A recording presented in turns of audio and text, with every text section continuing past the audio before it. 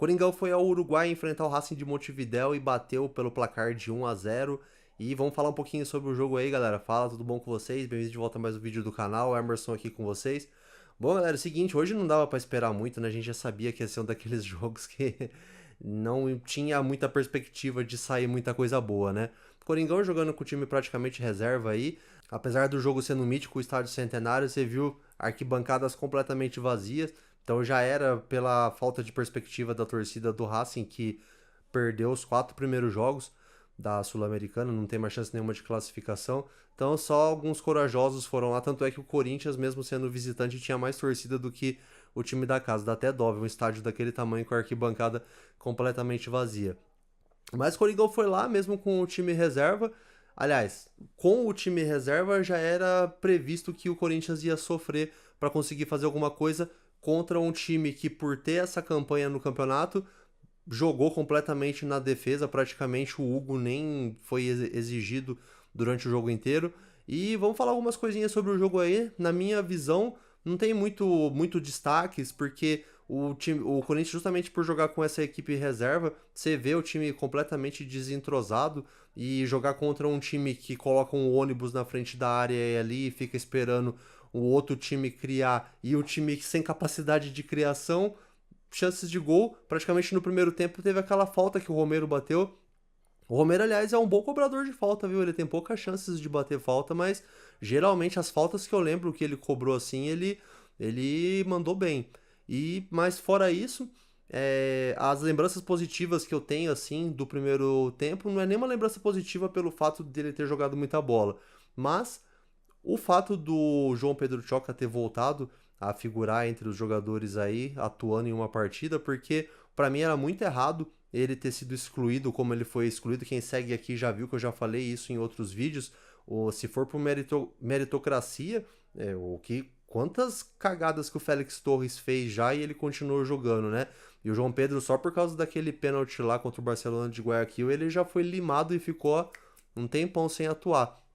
Então acho que nada mais justo do que o moleque voltar aí a jogar. Ele não foi muito exigido, porque como eu falei, o time uruguaio jogou na retranca, né? Acho que para eles o empate ali era só uma questão deles tentar não sair zerado dessa Copa Sul-Americana, mas o time dos caras é fraco, cara. Por isso que não dá nem pra comemorar muito assim essa vitória do Corinthians, sabe? É um time que se vier jogar aqui no Brasil a Série B, eu acho que eles caem pra Série C. A Série B do Brasil tem times muito mais fortes do que esse time aí. Então, assim, o Corinthians não fez mais do que a obrigação de ganhar, mesmo com o time reserva, né? Eu sei lá se é nostalgia isso, mas eu sou de uma época que, sim, quando o Corinthians pegava. Quer dizer, sou de uma época não, né? Que o Corinthians já teve uns times fracos também durante a sua história. Mas a nostalgia que eu tenho do Corinthians de times assim, tipo de 98, 99, eu acabo sempre falando desse time aqui do canal, que é meu time do Corinthians preferido. Era o Corinthians pegar uns times desse daí, em Copa Sul-Americana, em Taça Libertadores, times fracos, né? Apesar do Corinthians ter esse histórico maldito aí nas competições sul-americanas, mas o Corinthians cansou de meter goleada em times fracos, assim, quando era na Taça Libertadores, né? Nesses anos que eu citei aí, que o Corinthians tinha naquele time lá que só não foi campeão por esses acasos do destino, né? Sendo eliminado pelo rival que tinha um time mais fraco que o nosso. Bom, mas enfim, o Corinthians fez mais do que obrigação de ganhar esse jogo, né? Fiquei feliz com o retorno do Choca. Gostei da partida do Léo Maná, foi honesta a partida dele, apesar de eu achar que o Léo Maná não tem nível técnico para jogar no Corinthians, que muito provavelmente o que ajudou ele a fazer essa boa partida foi o fato do adversário ser muito fraco, né?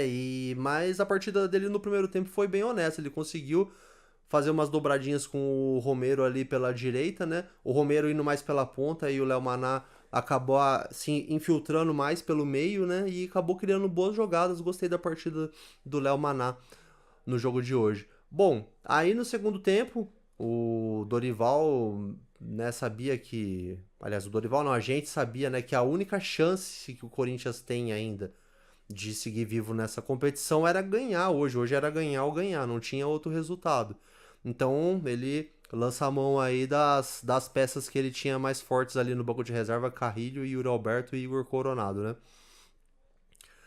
Bom, quando esses jogadores entraram no segundo tempo, Uma coisa tem que se destacar, que o Thales Magno cresceu bastante de produção. Eu tenho criticado bastante o Thales Magno aqui, que cisca com a bola e não faz nada. Mas logo no comecinho do segundo tempo, ele já quase sofreu um pênalti. E na sequência ele ia fazer outra jogada pela linha de fundo que o zagueiro precisou parar ele com falta e fez o zagueiro dos caras ficar amarelado. Então o Thales Magno fez sim uma partida melhor, não vou dizer uma boa partida, mas uma partida bem melhor do que ele tem feito ultimamente, né? E o Corinthians no começo do segundo tempo eu acho que ele estava um pouco melhor. Aí na hora que o Corinthians não estava jogando mais tão bem assim, veio de uma jogada errada, né? Que o Carrilho foi tentar arrancar com a bola ali, ele perdeu a bola, ficou um bate-rebate na área e sobrou pro Matheus Bidu chutar. Cara, quando o gol tem que ser, porque é que nem eu falei, o Corinthians já tinha tido, tava jogando melhor anteriormente e não tava conseguindo nada. Aí nessa jogada aqui o Carrilho começou errado o lance. A bola sobrou ali, um bate-rebate, o Bidu sobrou bola pra ele, ele chutou. A bola passou no meio, tinha uns 3 defensores do time uruguaio na frente, passou, foi batendo na perna de um do outro ali, morreu no cantinho do gol. Gol do Corinthians. Quando tem que ser, galera, não tem jeito. Bom, então, aí o Corinthians conseguiu, né? Depois não tem, sim, muita jogada pra falar. Eu lembro de uma boa jogada aqui pela direita ali, que uma trama do Carrilho e o Yuri Alberto, que o Yuri Alberto escorou pro Rian chegar chutando. Mas foi muito pouco, cara, muito pouco. Como eu falei no começo do vídeo, não dava pra esperar muito desse jogo. Era um time só se defendendo, os caras começaram a sair um pouquinho depois que eles tomaram o gol. Porque nitidamente eles queriam pelo menos o empate, né, para não sair zerado desse grupo. E o Corinthians com esse resultado respira. Respira por aparelhos, mas respira. Porque o que não podia era empatar hoje e depender desse time fraquinho tirar pontos do América de Cali lá na Colômbia. Agora não, agora se o Corinthians conseguir vencer o Huracan fora de casa, né? Talvez vai ser o jogo mais difícil, né?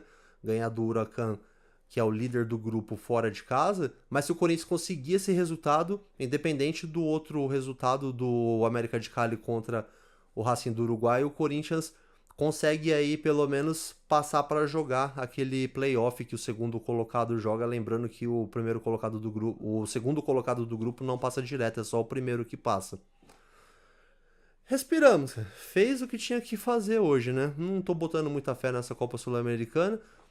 A poupada de jogadores hoje foi obviamente visando o clássico contra o Santos no domingo no Brasileirão aí, que é, na minha opinião, onde o Corinthians tem que sim focar as fichas de fato, né? Mas, obviamente, a gente como corintiano, pô, se o Corinthians conseguir de repente ganhar jogo Huracan e passar por esse playoff aí, chegar nas oitavas da Sul-Americana, obviamente eu vou torcer que, como eu falei, eu digo que o Corinthians pode, entre aspas, descartar a Sul-Americana pelo fato do que aconteceu antes. E que fez o Corinthians chegar nessa fase final aqui com pouquíssimas chances de classificação. Mas não que eu acho que o torneio é ruim, porque eu já falei que dá status de ganhar um título sul-americano, dá status de ganhar o único título que falta para o Corinthians se autodeclarar campeão de todos os torneios existentes, dá dinheiro pra cacete a Copa Sul-Americana, dá aquele jogo lá contra o campeão da Europa League. Então, assim, pra marca, pro cofre do clube, é muito bom. Então eu digo que pode descartar por outros motivos, não pela falta de importância do campeonato. Beleza? Mas diz aí disso, eu esqueci de falar alguma coisa, algum jogador que você gostou, que você não gostou. Se você é novo por aqui, convido a se inscrever no canal aí, tô postando conteúdo diário do Corinthians aqui. Esses vídeos assim de análise de jogos, obviamente só depois dos jogos, mas estou sempre postando vídeo curto do Coringão, coisas na aba comunidade.